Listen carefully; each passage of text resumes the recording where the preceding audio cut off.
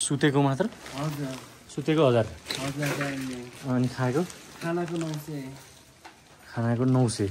एक टाइमको कि दुई टाइम एक टाइमको बेलुकाको साँझको हजुर 1900 रुपैयाँ भनौँ न प्याकेज 1900 भयो बिहान खानु पर्यो फेरि कपको पानीको 50 रुपैयाँ पर्छ एक कप पानीको 50 रुपैयाँ 50 रुपैयाँ हजुर एक थर्मसको 200 रुपैयाँ के गरे एक थर्मसको 200 रुपैयाँ पर्छ ओके अनि कालो चिया खानुहुन्छ भने 100 रुपैयाँ पर्छ हजुर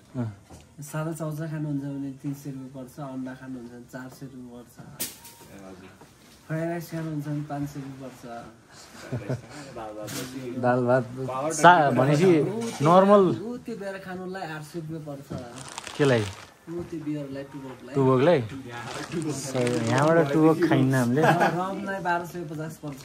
सानो क्वार्टर हजुर ए डबलै रहेछ है अनि भनेपछि एउटा टेन्टमा 7 जना अटिन्छ 7 जना मजाले ओके सो टेन्टको पर व्यक्ति 1000 भनेको हामीको 7000 अनि खानाको 900 हजुर मिलाउनु मिल्छ होला नि मिल्दैन एकदम फिक्स हो हजुर अलिअलि मिलाउनु छ होला नि मिल्दै हेर्नुहोस् आजसम्म मिलाएको कतै देख्नु भएको छैन ड्याङ ड्याङ ड्याङ ड्याङ 1000 होइन ड्याङ ड्याङ 1000 ड्याङ ड्याङ 900 कतै डिस्काउन्ट छैन कति मजाको छ है त्यसमा आउनु तपाईहरु हामी पोखराबाट ओहो पोखराको मान्छे आज हुम्खलादेखि भए हिँडेको भनेपछि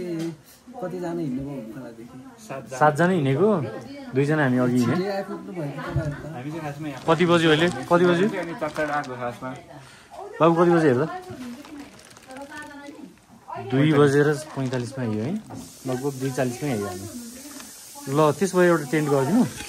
अनि हामी साँझको खाना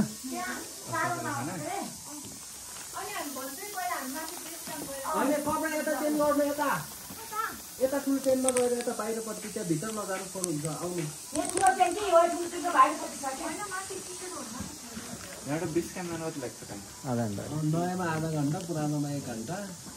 पुरानो बेस क्याम्प भन्नाले ओल्ड बेस क्याम्प पहिला पुरानो त टाढा के ए कुन राम्रो हो र नयाँ हो हजुर नयाँ हो मैले तपाईँको भिडियो बनाएको छु नि केही त हुँदैन नि त्यस्तो ए अब जेसुकै गर्नु हैन जस्ट इन्फर्मेसनको लागि मात्रै यो भन्छ पुरानो बिस क्याममै पुग्न सकिन्छ यहाँबाट मजाले सकिन्छ 1 घन्टा लाग्छ 1 घन्टामा 1 घन्टा लाग्छ भोलि खुल्ने कतिको सम्भावना होला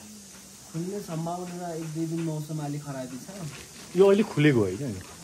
अलिअलि खुलेको हो घाम लागिरहेको छ बिहान त ठप्पै थियो यति पनि देखिन्थेन होइन बिहान ठिकै छ हामीले देखिहाल्यो देखिँदैन थियो खुल्न चाहिँ